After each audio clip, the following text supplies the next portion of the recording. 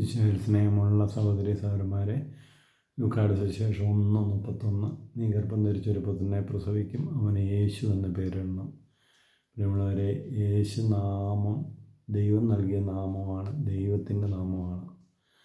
യോഹന്നാൻ 17, 11, 12 പറയുന്നു, അവിടുന്ന് എനിക്ക് നൽകി അവിടുത്തെ നാമത്തിൽ അവരെ സംരക്ഷിക്കണമെന്ന്. അപ്പോൾ സ്വർഗത്തിൻ്റെ നാമമാണ്, ദൈവത്തിൻ്റെ പേരാണ് യേശുവിൻ്റെ പേര്. അതുകൊണ്ടാണ് യേശുവിൻ്റെ നാമം പറയുമ്പോൾ അത്ഭുതങ്ങൾ, അടയാളങ്ങൾ, രോഗശാന്തികൾ, പൈശാചിക പീഡകൾ വിട്ടുപോകുന്നത്.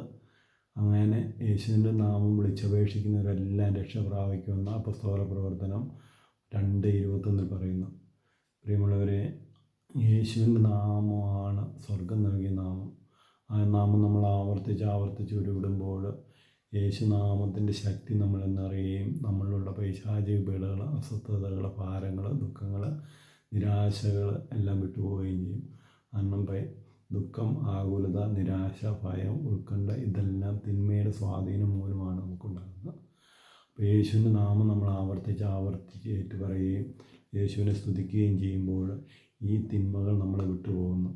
അപ്പോസ്തല പ്രവർത്തനം 4:12 പറയുന്ന, ആകാശത്തിന് കീഴെ മനുഷ്യരുടെ ഇടയിൽ രക്ഷയ്ക്കായി വേറെ ഒരു നാമവും നൽകപ്പെട്ടിട്ടില്ല, യേശുനാമമല്ലാതെ. പ്രിയമുള്ളവരെ, ഈ സ്വർഗത്തിൻ്റെ നാമം നമ്മൾ ആവർത്തിച്ച് ഉരുവിടുമ്പോഴും ഈ നാമത്തെ പ്രാർത്ഥിക്കുമ്പോഴും നമ്മുടെ ജീവിതത്തിൽ ഒത്തിരിയേറെ കൃപകൾ ചൊരിയപ്പെടും. അതുകൊണ്ടാണ് ഫിലിപ്പിയർ 2:9 പറയുന്നു, സ്വർഗത്തിലും ഭൂമിയിലും പാതാളത്തിലുള്ള എല്ലാ മുട്ടുകളും യേശുവിൻ്റെ നാമത്തിന് മുന്നിൽ മടങ്ങും. പ്രിയമുള്ളവരെ, ഈ യേശുവിൻ്റെ നാമം നമ്മൾ ഉപയോഗിച്ച് ഓരോ ദിവസവും നമ്മുടെ പ്രശ്നങ്ങളെ അതിജീവിക്കുവാനും നമ്മളെ ആകുലപ്പെടുത്തുന്ന, അസ്വസ്ഥപ്പെടുത്തുന്ന എല്ലാ ചിന്തകൾ, ആകുലതകളിൽ നിന്നെല്ലാം അതിജീവിക്കാനും നമുക്ക് സാധിക്കും. അതുപോലെ തന്നെ നമുക്കുണ്ടാകുന്ന പെട്ടെന്നുള്ള അപകടങ്ങളിൽ നിന്ന് യേശുനാമം നമ്മളെ സംരക്ഷിക്കും.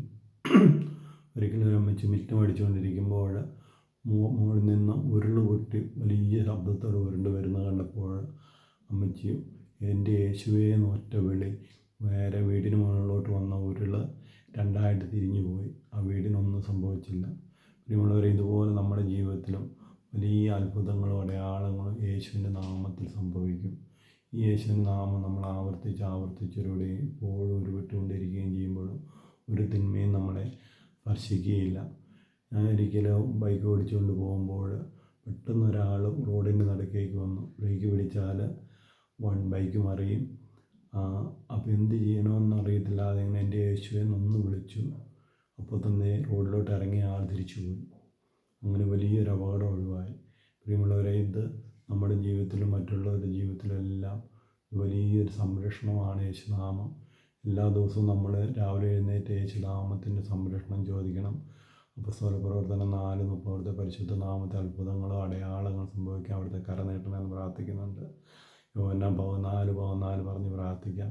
യോഹന്നാൻ 17, 11, 12 വചനം പ്രാർത്ഥിക്കാം. ഫിലിപ്പിയർ 2:9, 11, 12 വചനം.